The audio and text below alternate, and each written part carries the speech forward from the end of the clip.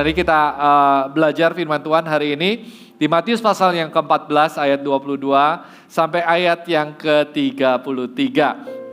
Saya akan bacakan buat Bapak Ibu sekalian. Ya, sesudah itu Yesus segera memerintahkan murid-muridnya naik ke perahu dan mendahuluinya ke seberang. Sementara itu ia menyuruh orang banyak pulang. Dan setelah orang banyak itu disuruhnya pulang, Yesus naik ke atas bukit untuk berdoa seorang diri.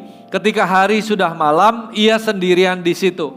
Perahu murid-muridnya sudah beberapa mil jauhnya dari pantai dan diombang-ambingkan gelombang karena angin sakal. Kira-kira jam 3 malam datanglah Yesus kepada mereka berjalan di atas air. Ketika murid-muridnya melihat dia berjalan di atas air, mereka terkejut dan berseru, "Itu hantu!" Lalu berteriak-teriak karena takut. Tapi segera Yesus berkata kepada mereka, "Tenanglah aku, ini jangan takut." Lalu Petrus berseru dan menjawab dia, "Tuhan, apabila Engkau itu, suruhlah aku datang kepadamu berjalan di atas air." Kata Yesus, "Datanglah." Maka Petrus turun dari perahu dan berjalan di atas air mendapatkan Yesus. Ketika dirasanya tiupan angin, takutlah ia dan mulai tenggelam, lalu berteriak, "Tuhan, tolonglah aku." Segera Yesus mengulurkan tangannya, memegang dia dan berkata, "Hai orang yang kurang percaya, mengapa engkau bimbang?" Lalu mereka naik ke perahu dan angin pun redalah. Dan orang-orang yang ada di perahu menyembah dia, katanya, "Sesungguhnya engkau anak Allah." Amin. Cerita ini cerita yang luar biasa sekali. Cerita di mana murid Tuhan Yesus diperintahkan oleh Tuhan untuk bisa pergi ke seberang. Dan Tuhan Yesus sedang berdoa. Tuhan Yesus sengaja meninggalkan mereka dan supaya mereka berjalan sendirian. Dan ketika mereka pergi ke seberang, ada badai yang datang menerpa perahu yang ditumpangi oleh murid-muridnya itu. Lalu ketika ada badai di tengah gelapnya semua badai itu, Yesus datang dan menampakkan diri berjalan di atas air. Ini pertama kalinya murid-muridnya Tuhan Yesus melihat Tuhan Yesus berjalan di atas air. Asing sekali buat mereka, karena mereka tidak mengenal Tuhan Yesus di tengah kegelapan malam, di tengah badai yang bergelora. Mereka berkata itu hantu, bukan Tuhan. Tapi ketika Yesus berkata, "Ini aku, tenanglah, jangan takut." Dari 12 muridnya, satu yang merespon yaitu Simon Petrus. Simon Petrus berkata, "Kalau itu engkau, buat aku berjalan di atas air." Nah, kisahnya terus kita bisa melihat bagaimana Petrus berjalan di atas air. Tapi nggak lama berjalan di atas airnya. Karena ada badai, ada angin, dia gentar dan imannya goyah dan tenggelam. Puji Tuhan, Tuhan Yesus ada di sana untuk menyelamatkan Simon Petrus. Sehingga dia tidak mati tenggelam, tapi diselamatkan. Lalu mereka naik ke perahu dan di situ kita bisa melihat nama Tuhan dipermuliakan. Nah, hari-hari ini mungkin kita ngalamin yang namanya badai.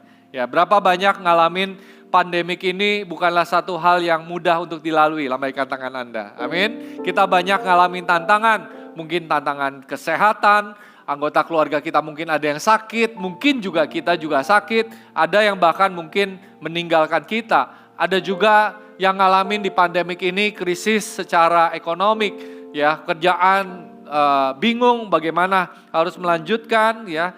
Dan seperti murid-murid Tuhan Yesus hari ini kita sedang ngalamin badai. Nah, bicara tentang badai, saya bisa klasifikasikan Bapak Ibu sekalian. Ada 2 jenis badai. Yang pertama adalah external storm, badai yang terjadi di luar. Badai yang di luar kendali kita. Kita nggak bisa kontrol ketika pandemik ini datang. Siapa sih yang bisa berpikir harus ada sakit penyakit yang begitu rupa sehingga seluruh dunia harus shutdown, harus tutup, harus bordernya tidak bisa pergi kemana-mana dan ngalamin masa yang sangat sulit untuk bisa ngelewatin krisis ini. Siapa yang pernah kepikir hal-hal itu terjadi dalam kehidupan kita? Nggak ada ya Bapak Ibu sekalian. Begitu sakitnya yang begitu cepat menyerang kita sehingga membuat badan ini lemah dan bahkan langsung Tuhan panggil karena sakit yang begitu parah. External storm kita tidak bisa kendalikan. Tapi saya percaya Tuhan Yesus pun ada di dalam kendali ketika badai itu datang menyerang kita. Yang percaya katakan amin. Ya. Nah, untuk external storm mungkin kita tidak bisa punya kendali di sana. Kita hanya bisa berserah kepada Tuhan. Nah, ketika badai menyerang dalam kehidupan kita, jangan lupa kita untuk bisa mengetahui rancangan yang luar biasa. Karena ketika murid-muridnya ada di tengah badai itu, ketika mereka berjalan, kita tahu murid-muridnya itu disuruh Tuhan Yesus. Tuhan memerintahkan, seolah-olah kehendak Tuhan kepada muridnya ada di sana dan Tuhan Yesus tidak menyertai mereka. Tapi berapa banyak yang percaya, walaupun rasanya badai di tengah-tengah kita, Tuhan Yesus itu tetap berkuasa, Tuhan itu tetap ada dalam kendali dan Tuhan Yesus tetap bersama kita. Kalau Anda percaya, beri tepuk tangan yang meriah buat Allah kita. Amin. Kendalanya apakah kita mengerti? Ketika badai, ada sesuatu yang kita tidak pahami, ada sesuatu yang kita tidak mengerti. Yesaya pasal 55 ayat 8 sampai 9 berkata begini, sebab rancanganku bukanlah rancanganmu dan jalanmu bukanlah jalanku. Demikianlah firman Tuhan, seperti tingginya langit dari bumi, demikianlah tingginya jalanku dari jalanmu dan rancanganku dari rancanganmu. Di tengah-tengah besarnya badai kehidupan kita, mungkin kita nggak mengerti karena jalannya Tuhan berbeda dengan jalannya kita. Tapi di tengah badai, mari kita cari kehendak Tuhan lebih lagi. Di tengah badai sebenarnya ada kesempatan. Katakan sama-sama saya, kesempatan. Kesempatan apa? Kesempatan untuk kenal Tuhan lebih lagi. Kesempatan untuk bisa mengerti rancangannya yang lebih luar biasa lagi dalam kehidupan kita. Ketahuilah rancangan Tuhan ketika badai itu terjadi. Ketahuilah rancangan Tuhan ketika ketidakmustahilan itu ada di sekitar kita. Karena saya percaya di tengah badai, di tengah gelombang, di tengah hal-hal yang rasanya mungkin menghimpit kita, Tuhan ingin melakukan perkaranya yang dahsyat dan luar biasa. Amin. Saya percaya di tengah badai kita dapat kesempatan untuk kenal Tuhan. Di tengah badai kita dapat kesempatan untuk bisa menjadi pribadi yang lebih kuat. Yang percaya katakan amin. Di tengah badai kita bisa menjadi orang yang lebih dewasa. Yang percaya katakan amin. Di tengah badai kita bisa jadi orang yang lebih berhikmat. Amin. Karena di tengah badai, di tengah tekanan, di tengah gelombang, di tengah masalah, kita harus step up. Kita harus naik level, kita harus cari wajah Tuhan lebih lagi. Dan kalau kita lulus dari badai, siapa yang percaya kalau badai itu gak selamanya, amin. Badai itu hanya sesaat saja, dan ketika badai itu lewat, saya mau kita semua jadi orang yang lebih luar biasa lagi. Karena itu adalah kehendak Tuhan, amin. Di tengah-tengah badai, kita harus kenali rancangannya. Nah, badai tadi saya bicara tentang external storm, badai yang datangnya dari luar. Tapi sebenarnya badai yang paling berbahaya itu adalah internal storm. Badai yang terjadi di dalam. Karena kalau hati ini kita tidak percaya, kalau hati ini kecewa, kalau hati ini penuh dengan kepahitan, badai yang kecil sekalipun itu bisa jadi bahaya. Amin Bapak Ibu sekalian. Tapi kalau di hati ini ada badai di hati kita yang mudah dikalem, mudah ditenangkan, hati yang percaya, badai yang besar sekalipun tidak akan menggoncangkan hati kita. Amin. Ketika hati ini pahit, ketika hati ini marah, ketika hati ini kecewa, kejadian kecil pun bisa jadi besar. Bisa jadi bom waktu yang seolah-olah bisa meledak begitu aja. Nah kalau kita kenali badai, sebenarnya murid-murid Tuhan Yesus ini gak perlu teriak-teriak. Mereka kenal kok Tuhannya, Tuhan yang bisa melakukan mujizatnya. Tapi karena hari itu hati mereka itu begitu gundah gulana gitu ya. Mereka mungkin capek dan sehingga mereka terus berteriak dan tidak percaya. Hari ini Bapak Ibu sekalian mari kita lihat mukjizat yang bisa terjadi di tengah badai. Kita harus lihat keadaan hati kita lebih lagi teropong, apakah di hati kita ada ketidakpercayaan. Saya percaya, saya berdoa supaya Anda tidak galau, tidak khawatir ketika dengar pesan ini. Hari ini Anda bisa mengalahkan external storm yang ada di dalam setiap keadaan Anda. Dan yang terlebih lagi Anda bisa mengalahkan internal storm, badai yang mungkin ada di hati kita masing-masing. Amin. Nah bagaimana caranya kita bisa mengatasi badai kehidupan yang mungkin terjadi di dalam kehidupan kita. Kita belajar dari firman Tuhan di tempat ini. Ya, di ayat yang sebentar. Kita lihat di ayat yang 26.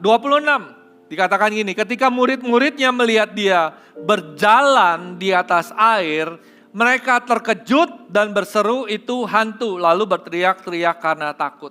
Ketika saya baca ayat ini ada satu rema yang Tuhan berikan. Ketika badai ada, ketika masalah ada, ketika ada sesuatu yang tidak biasa terjadi di dalam kehidupan kita, ada satu hal yang harus kita latih. Latihannya apa? Latihlah matamu, pikiranmu, dan perkataanmu seperti Kristus. Amin. Kita lihat di tempat ini ketika mereka melihat sesuatu yang tidak biasa di tengah gelapnya badai, gelombang yang ada hari itu, mereka lihat Tuhan, seharusnya lihat Tuhan gitu ya.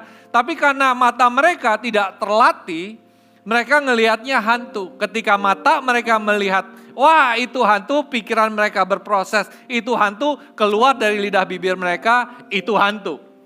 Paham ya? Nah, ketika badai ada dalam kehidupan kita, marilah kita melatih pikiran kita, mata kita, pikiran kita, hati kita seperti Kristus. Karena sesuatu yang Anda lihat, ya, bukan berarti sesuatu itu nyata. Maksudnya gimana? Saya ingin kasih contoh. Sesuatu yang buruk belum tentu itu hasilnya buruk. Saya punya teman satu. Dia waktu itu, dia ngalamin kejadian yang gak enak. Dia lulus dari satu sekolah yang luar biasa di Swiss. Dia ambil hospitality, dia sekolah di Swiss.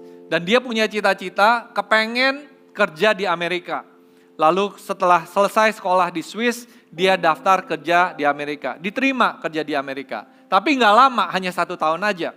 Ketika dia kerja 1 tahun di sana, ya, dia bekerja dengan rajin, dengan luar biasa, tapi tidak diperpanjang visanya, sehingga dia harus pulang ke Indonesia. Ketika pulang ke Indonesia, dia itu kecewa banget, sedih banget, karena dia pikir doanya tidak dijawab. Karena cita-citanya, dia definisi suksesnya, dia ingin kerja di Amerika. Dan dia mengurung diri.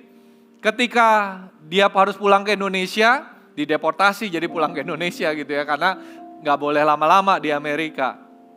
Pulang, dia hanya mengurung diri, kesel aja di kamar. Papa mamanya kebingungan. Lihat dia, disuruh usaha apa gak mau, kerja apa gak mau. Karena dia masih berharap ingin sekolah atau ingin kerja di Amerika. Sampai satu hari papanya bilang sama dia, "Nak, sudahlah, sambil kamu apply, gimana kalau kamu kerjain aja satu usaha." Lalu dia katakan, "Ini papa loh ada resep untuk bikin makanan, family recipe. Coba deh sambil kamu nunggu gitu ya, kamu kerjain ini aja." Dia nggak mau, dia nggak mau, saya mau kerja di Amerika. Tapi papanya terus dorong dia sampai akhirnya ya udah deh, sambil dia nunggu, sambil nggak niat dia kerjain. Dia belajar, bikin resepnya, karena dia juga kan hospitality. Dia masak, belajar masak, dia coba bikin makanannya, lalu papanya kasih usaha sewakan tempat untuk dia buka satu kedai, satu depot. Dia kerjakan tapi nggak niat, dengan nggak sungguh-sungguh gitu ya. Karena dia lihatnya yang buruk terus, dia lihat nggak baik ada di Indonesia, yang baik itu ke luar negeri menurut dia gitu ya. Lalu saya masih ingat datang ke depotnya dia, lihat menunya kebalik-balik, ini bingung nih gimana nih, kelihatan banget dia nggak niat ngerjainnya. Tapi karena dia nggak diterima, terus dia harus kerja di situ terus. Lama-kelamaan dia juga akhirnya betah juga, dia kerjakan. Singkat cerita, depotnya yang kecil itu ternyata punya banyak pelanggan. Salah satunya saya, gitu ya. Salah satunya saya bilang ini waktu masak pertama kali nggak enak banget gitu ya. Kue tiaunya keasinan gitu ya, makannya ini kepedesan, aduh ini gak enak. Tapi karena teman kasih inputan, masukan, supaya dia terus juga semangat gitu ya. Dan ketika akhirnya depotnya makin enak makanannya, pelayanannya makin baik, menunya akhirnya diganti karena menunya gak jelas Bapak Ibu sekalian. Kelihatan banget gak niat ngerjainnya gitu ya. Nah akhirnya dirubah semua, dia kerjakan yang terbaik. Singkat cerita depotnya ini mulai banyak customer dan mulai dapat income yang cukup. buat dia akhirnya bisa mandiri. 1 depot akhirnya berkembang jadi 2 depot. Dari 2 depot akhirnya berkembang jadi 3 depot gitu ya. Terakhir saya ngomong sama dia, kalau nggak salah dia di Jakarta itu ada 20-an. 20 cabang dari depotnya yang kecil itu. Pas 20 cabang gitu ya, income-nya sekarang udah M-an gitu ya. Dari cuma berapa puluh juta, berapa juta gitu ya, sekarang udah M. Ya, orang depotnya 20 kok gitu ya, banyak sekali gitu ya. Dan waktu saya ngomong sama dia, nah kamu enak di mana? Di Indonesia apa di Amerika? Dia bilang, iya sih, enak di sini gitu ya. Bapak Ibu sekalian, ada hal-hal yang buruk yang kelihatannya nggak sesuai dengan isi hati kita, tapi bukan berarti itu buruk. Amin. Ada badai, ada masalah, ada problema, ada tantangan yang mungkin kita ketika menghadapinya, respon hati kita pertama kali kita nggak terima. Tapi latihlah mata kita melihat seperti Kristus melihat. Latihlah pikiranmu melihat seperti pikiranmu berpikir seperti Kristus berpikir. Latihlah lidahmu berkata perkataan-perkataan iman. Perkataan-perkataan yang membangkitkan iman. Perkataan-perkataan yang tidak mematahkan semangat. Perkataan yang membangkitkan pengharapan di dalam kehidupan kita. Latihlah matamu melihat seperti Kristus melihat. Nah, saya ada pengalaman yang lucu lagi Bapak Ibu sekalian. Satu hari saya menemani Pastor Philip itu melayani di KKR di Kuala Lumpur. Ini pertama kali kita KKR di tempat yang terbuka, besar sekali. Jemaatnya kurang lebih tempat venue-nya itu di lapangan terbuka bisa muat 20.000 orang. Jadi ini KKR yang besar sekali. Nah, saya sebagai companion waktu itu nemenin Ko Philip, tugas saya menemani dari hotel sampai ke venue, ya, dampingin beliau. Kebutuhannya beliau saya yang layani waktu itu. Nah, saya udah dapat WA, saya udah dapat info, Komil, doa ya, karena di lapangan ini anginnya kencang sekali. Di sekitar venue bahkan sudah hujan. Berdoa angin gak kencang, berdoa gak hujan. Oh iya siap gitu ya. Ketika kita keluar dari hotel, udah kelihatan, udah hujan gitu ya. Bahkan angin begitu kencang ketika kita pergi hotelnya itu pintu kacanya pecah. Karena kena angin. Kena angin yang gak tahu gimana itu caranya kok bisa pecah karena kita udah pergi. Pas pulang aja baru tahu. Nah kita sampai di sana, sampai di venue, di tempatnya, saya doa-doa sepanjang jalan, saya berdoa, saya nggak info Pastor Philip, biasanya KKR besar itu, beliau diam aja bersekutu dalam Tuhan, bersama dengan Tuhan, terus aja berdoa, saya antarkan beliau ke tenda untuk dia persiapan, lalu akhirnya naik panggung.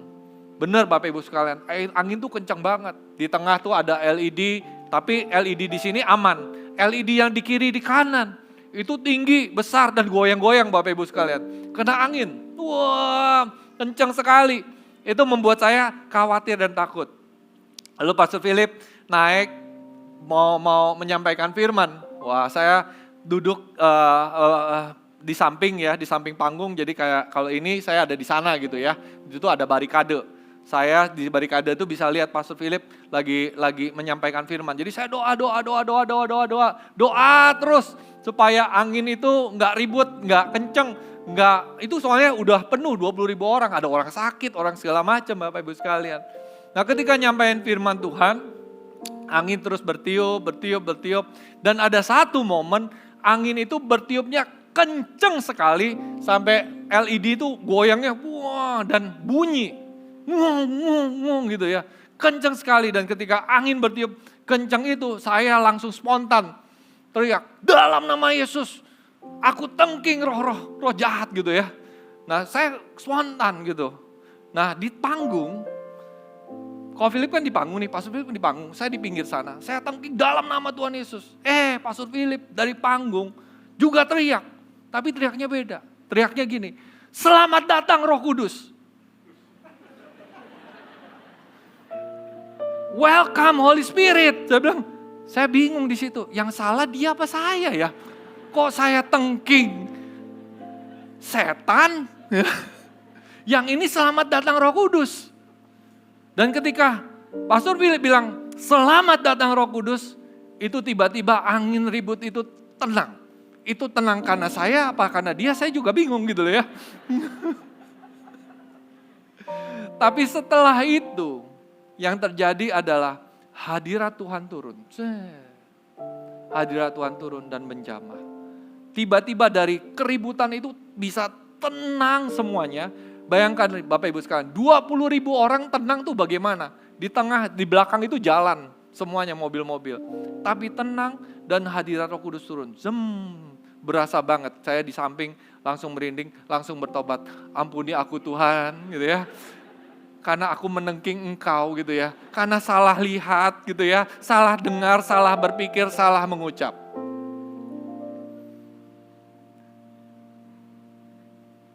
Dan ketika Roh Kudus itu turun, banyak orang baptisan Roh Kudus.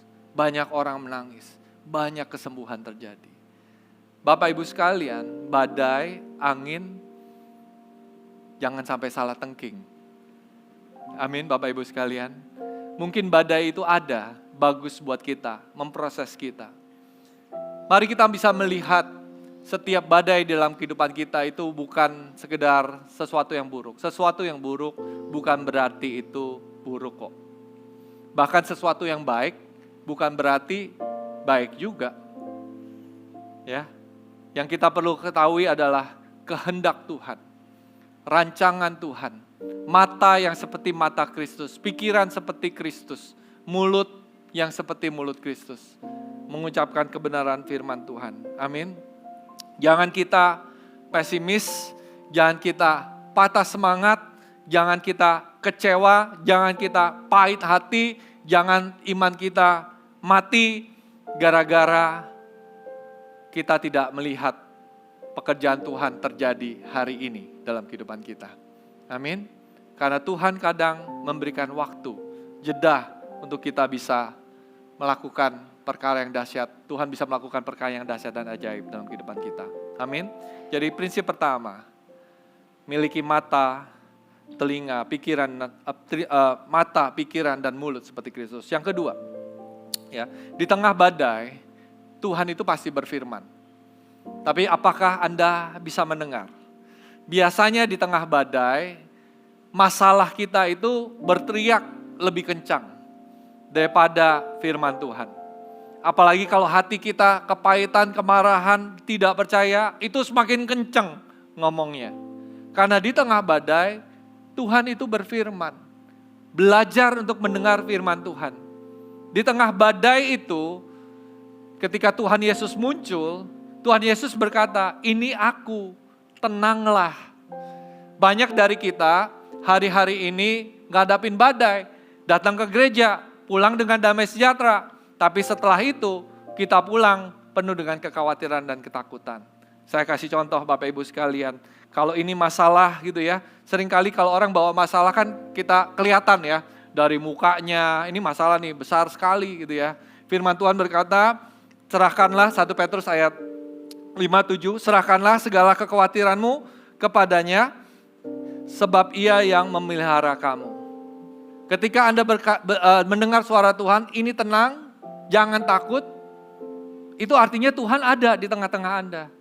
Tapi dari 12 muridnya, hanya 1 yang dengerin firman Tuhan. Artinya apa? Hanya 8,25%. Jadi kalau hari ini ada 100 orang, hanya 8 orang yang dengar. 92 jemaat pulang biasa-biasa aja. Mungkin pulangnya dapat firman, tapi hari Senin masalahnya datang lagi. Seperti saya kasih contoh ini. Nah ini kompenden saya sini, gitu ya. Nih anggap ini kekhawatiran. Matthew sini. Gitu ya. Ini kekhawatiran. Kalau kita bawa kekhawatiran kemana-mana kan kelihatan ya. Firman Tuhan berkata apa? Serahkanlah segala kekhawatiranmu kepadanya. Ini saya baru ketemu orang yang lebih tinggi dari saya gitu ya. Ternyata gede sekali 190 gitu ya. Nah firman Tuhan berkata, anggap ini Tuhan. Ya, ganteng kan Tuhannya kan? Nah ini anggap dia Tuhan. Firman Tuhan berkata, serahkanlah kekhawatiranmu kepada siapa? kepadanya. Ini Tuhan. Tuhan, hari ini aku serahkan kekhawatiranku kepadamu. Kekhawatirannya ada di mana? Kekhawatiran kita ada di mana? Ada di Tuhan kan, nggak ada di kita kan? Harusnya di sini adanya apa? Damai sejahtera, harusnya ada sukacita, tidak ada kegalauan. Karena apa? Kekhawatiran, ketakutan, kecewaan, kepahitan, kemarahan ada sama Tuhan. Betul ya? Seharusnya kita pulang dari tempat ini penuh dengan damai sejahtera. Seharusnya kita setelah dengar firman Tuhan, kita semakin percaya. Tapi masalahnya, tadi saya katakan, begitu hari Senin, ya, bahkan ada yang belum hari Senin, baru keluar dari tembok itu, ininya diambil lagi. Dibawa lagi. Senin udah punya lagi. Mikir lagi, aduh kecewa, galau. Kok ada di sini lagi? Makanya firman Tuhan, serahkanlah segala kekhawatiranmu kepadanya. Amin. Siapa yang mau serahkan segala kekhawatiran kepada Tuhan? Amin. Langsung kasih dia ya nanti ya. Dia take care. Thank you Matthew. Jangan dikembalikan ke saya. Itu kalau mau dikembaliin, bawa pulang. Dibawa aja karena Tuhan yang membawa segala kekhawatiran dan kemarahan, segala kecewaan. Dikasih, diganti apa? Damai sejahtera, sukacita, iman, pengharapan, dan kasih. Can you listen? Apakah Anda bisa mendengar? Apakah Anda bisa mendengar ketika Tuhan berkata, ini aku, tenang, jangan takut. Ini aku, tenang, jangan takut. Kalau Anda masih takut, telinga Anda kurang terbuka. Ini aku, tenang, jangan takut. Taruh tanganmu di dada. Tuhan ada, Tuhan ingin masuk dalam kehidupanmu, damai sejahtera dan sukacita jadi milikmu. Jangan takut. Amin. Jangan takut Bapak Ibu sekalian. Jangan takut, jangan khawatir, karena Tuhan ada di sini. Amin. Beri tepuk tangan yang meriah buat Allah kita. Belajar untuk mendengar. Karena kalau Anda khawatir, Anda jadi takut. Kalau takut, jadi tidak percaya. Kalau tidak percaya, jadi tidak beriman. Kalau tidak beriman, jadi tidak ngalamin terobosan. Jadi kalau mau mengalami terobosan, Anda harus beriman. Untuk beriman, Anda harus percaya. Untuk percaya, Anda nggak boleh takut. Untuk tidak takut, Anda nggak boleh khawatir. Iblis itu curinya nggak usah gede-gede. Dikasih kekhawatiran aja. Kamu nggak tahu nanti besok makan apa. Udah dikasih gitu aja, terus ditinggalin. Iblis itu kurang ajar memang. Ya, dia suka nimpuk batu sembunyi tangan. Tapi kita juga sering entertain si iblis. Kita bukan tenang, bukan kita tengking gitu ya. Tapi kita malah percaya sama dia. So, siang hari ini, tenang jangan takut. Siapa dengar suara Tuhan, tenang jangan takut. Amin. Ya, tenang jangan takut. Semuanya ada dalam kendali. Semuanya dalam kontrol tangan Tuhan yang kuasa. Amin. Yang berikutnya, berani punya impian besar. Setelah Anda, saya mau lihat ketika Anda dengar Tuhan, gitu ya. Langkah yang berikutnya adalah punya iman untuk melangkah. Percaya. Firman Tuhan katakan, ini aku jangan takut. Lalu Petrus berkata, kalau itu engkau, ya, buat aku berjalan di atas air. Wah, ini Petrus kelihatannya orangnya terlalu spontan. Tapi ternyata orang yang spontan itu Tuhan juga responi loh. Doa yang gak masuk akal. Kalau saya bilang doanya konyol banget. Kok minta berjalan di atas air. Tapi Tuhan juga meresponi doa yang konyol. Doa yang gak masuk akal. Doa yang rasanya gak mungkin. Waktu dia ngomong begitu mungkin teman-temannya ngomong, aduh Petrus udah deh diem aja, kamu jangan macem-macem lah gitu ya. Karena Petrus terkenal orangnya spontan banget gitu ya. Polos. Saya melihat imannya Petrus sebenarnya seperti iman anak kecil. Banyak dari kita ketika kita minta sama Tuhan, itu kita takut. Karena mungkin hari-hari ini kita ngalamin di mana doa kita nggak dijawab. Impian kita tidak terlaksana. Sehingga kita membuat iman kita reasonable. Iman seharusnya tidak masuk akal.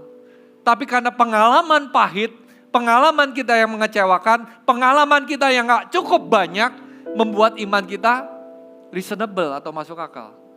Gak sesuai dengan definisi, betul Bapak Ibu sekalian? Karena definisi iman seharusnya tidak masuk akal. Definisi iman seharusnya di luar kekuatan manusia. Amin.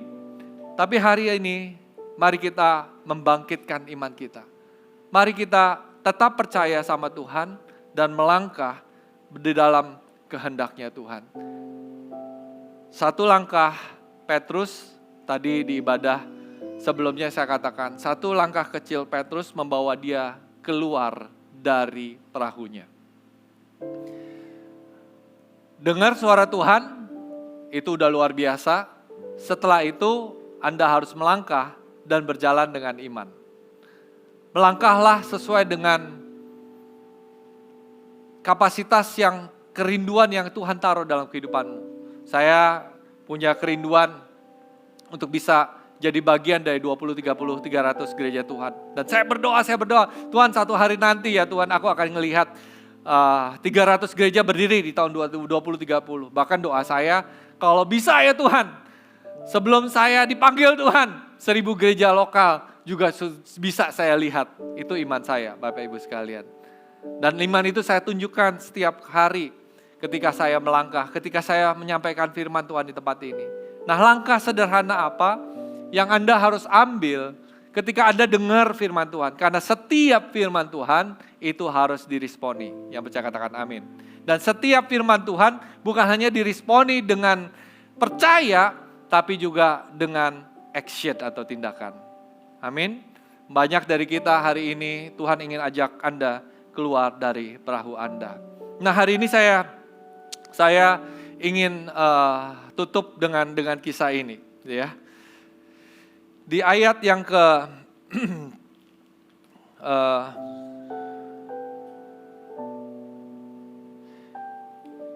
kita tahu setelah itu, ya, Petrus berjalan di atas air, itu luar biasa banget. Tapi di ayat ke-30, saya ingin share di ayat 30. Tetapi ketika dirasanya tiupan angin, takutlah ia dan mulai tenggelam. Lalu berteriak, Tuhan tolonglah aku. Ayat 31. Segera Yesus mengulurkan tangannya dan memegang dia dan berkata, hai orang yang kurang percaya, mengapa engkau bimbang? Nah, jadi Petrus ini tenggelamnya di mana? Ketika dia sedang berjalan di atas air. Dia tenggelam ketika dia sedang menjalani mujizatnya Tuhan. Dia tidak tenggelam di tengah kapal, dia tenggelam lagi ngadepin mujizat. Ini bicara something Bapak Ibu sekalian. Kalau kita percaya sama Tuhan, jangan percaya setengah hati. Yang percaya katakan amin. Amin. Amin Bapak Ibu sekalian. Kalau Anda hari ini berjalan dalam mujizat Tuhan, karena banyak orang yang sudah ditolong Tuhan, yang sudah nikmatin hadirat Tuhan, sudah ngalami kesembuhan Tuhan, di situ dia malah tenggelam, malah berhenti percaya. Kalau hari ini Anda masih bertahan di keadaan ekonomi yang begitu susah, bukankah Anda sedang berjalan di dalam mujizatnya Tuhan? Yang percaya katakan amin. Kalau Anda sudah dapat kesembuhan dari Tuhan, bukankah Anda sudah ngalamin kebaikannya Tuhan? Banyak orang mundur seperti Petrus ketika lagi berjalan dalam mujizat karena tantangan namanya badai, berjalan di atas air, badainya itu makin gede, nggak makin kecil. Betul nggak Bapak Ibu sekalian? Makin mustahil, makin nggak mungkin, makin nggak bisa diterka lagi. Tapi Tuhan Yesus jauh lebih dekat dibanding dia di perahu. Banyak dari kita nanti nih, Tuhan akan bawa dalam perjalanan iman. Tapi bisa kandas kalau kita hari ini berhenti percaya. Berjalanlah dengan iman yang penuh. Amin Bapak Ibu sekalian. Berjalanlah dengan tidak setengah hati. Berjalanlah sepenuhnya berpegang kepada Kristus. Jangan menyerah. Namanya berjalan di atas air itu udah mungkin, bukan mungkin lagi, 100% lebih bisa tenggelam dibanding di atas perahu. Ketika kita berjalan di atas air, artinya 100% kita harus bersandar sama kekuatannya Tuhan. Kita gak bisa main-main lagi. Iman kita harus sepenuhnya bersandar kepada Dia. Saya berdoa hari ini kita bisa finishing strong. Bisa semuanya kuat sampai akhirnya. Kalau ditanya ya, waktu di ayat 32 itu bunyinya gini. Kan Petrus tenggelam tuh di tengah mujizat yang dia sedang hadapi. Tuhan Yesus angkat, aduh kenapa bimbang. Lalu mereka naik ke atas perahu. Waktu saya baca ini, kalimat mereka naik ke atas perahu. Itu di hati saya timbul sebuah pertanyaan. Kalau ngikutin rancangan Tuhan, sebenarnya Tuhan tuh maunya apa sih dalam kejadian ini? Apakah Tuhan ingin naik ke atas perahu atau ada skenario yang berbeda? Saya mulai diajak Roh Kudus untuk berpikir, apakah Tuhan kepengen Petrus naik ke perahu atau dia kepengen sebenarnya membawa Petrus berjalan di atas air terus sampai ke seberang. Waktu dia naik ke atas perahu, tetap dipermuliakan. Tapi coba bayangkan kalau Petrus gak bimbang. Kalau Petrus terus percaya. Kalau Petrus terus bertahan. Mereka terus berjalan sampai ke seberang. Dan ketika sampai ke seberang, perahunya baru sampai. Kira-kira kemuliaannya Tuhan itu seperti apa? Amin, Bapak Ibu sekalian. Pernah gak kebayang?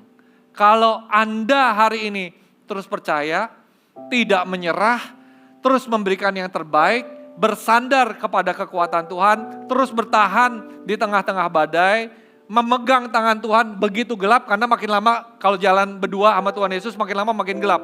Di kapal mungkin ada lampu yang gantung-gantung dikit gitu loh ya. Tapi kalau di tengah badai malam, berdua sama Tuhan Yesus, coba bayangkan, conversation apa, percakapan seperti apa yang bisa dimiliki oleh Petrus ketika berjalan berdua di atas air. Mujizat dan kemuliaan seperti apa yang diucapkan orang-orang ketika mereka dua-duanya sampai ke seberang. Hari ini iman kita terbatas sehingga Yesus dipermuliakan sih, tapi sebenarnya belum maksimal. Berapa banyak ingin Tuhan Yesus dipermuliakan dengan maksimal? Lambaikan tangan Anda. Amin. Nah, Tuhan Yesus kalau mau dipermuliakan dengan maksimal, Dia memakai Anda dan saya. Dia memakai imanmu dan iman saya untuk bisa berjalan bersama-sama. Untuk melakukan yang mustahil. Untuk melakukan hal yang tidak mungkin. Jadi hari ini, karena Petrus tidak percaya, dia membawa Yesus naik ke atas perahu. Yesus yang maha kuasa, yang bisa melakukan segalanya, yang tidak terbatas, jadi terbatas karena imannya Petrus. Tuhan Yesus yang levelnya tinggi, jadi harus sama kita, karena kita yang narikin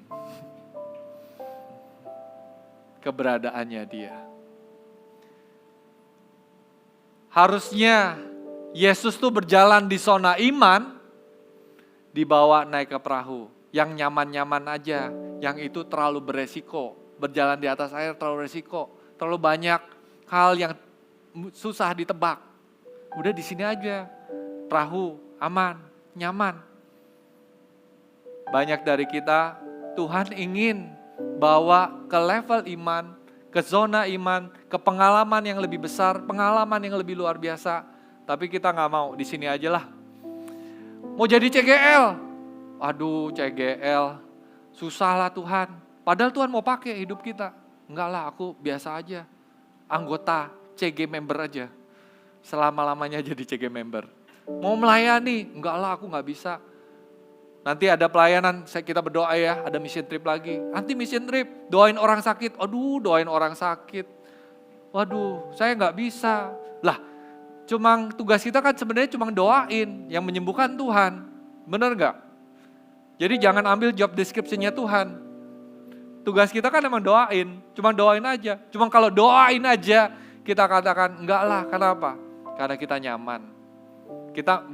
Aku nggak kayak gitu orangnya. Aku nggak terlalu, ya mengalir gitu, enggak lah gitu ya. Kita membatasi diri kita di perahu kita. Padahal Tuhan pengen pakai lebih. Bisnismu harus maju luar biasa, ayo expand. Karena Tuhan ingin pakai bisnismu, memberkati orang banyak di sekitarmu, memberkati keluargamu. Enggak lah, aku gini-gini aja, cukup kok. Yang penting kan rasa cukup. Kelihatannya rohani ya. Tuhan pengen lakukan mujizat, kitanya yang bilang, no thank you, terima kasih ya Tuhan. Tuhan yang limitless jadi limited. Tuhan yang bergerak di impossibility, hal-hal yang gak masuk akal, kita bawa ke hal-hal yang possible. Hari ini, the year of dream and vision. Pesan saya yang terakhir buat Bapak Ibu sekalian. Jangan bawa Tuhan Yesus naik ke perahumu. Amin. Tapi pegang tangannya dan berjalanlah bersama dia di atas air. Enggak nyaman, mendebarkan, tapi itulah kehendak Tuhan. Jangan batasi Tuhan yang tidak terbatas dengan keterbatasanmu.